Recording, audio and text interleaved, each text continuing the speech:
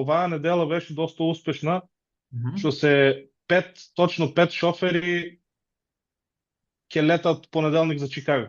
За Колку пари? да, Кажи во пари. па секој по 1350. Браво, браво, браво. Одлично. Да. Одлично.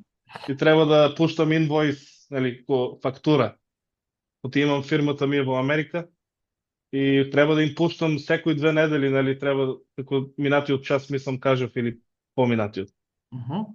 Ама значи Мирко, ти мислиш во таргетирањето на аудиенс, на публиката е Да, слушај, сменето. може би кај тебе е добро, чисто зборувам, кај нас нешто резултатите се сменија.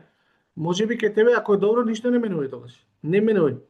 Сега примам апликации, ама сега викам дали оти е викенд, денеска од обично во 3 сабајле ми аплицират, 2 сабајле, нели зависи.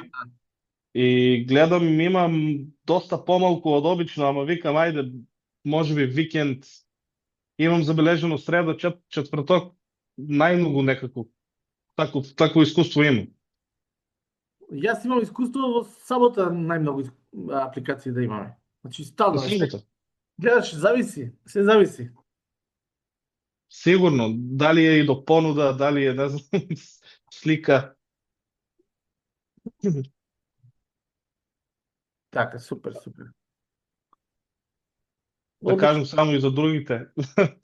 После првиот вработен шофер ќе разговарате како дома со сопругата што разговарам или со сопругот. Така е, така Без е. проблем, без проблем.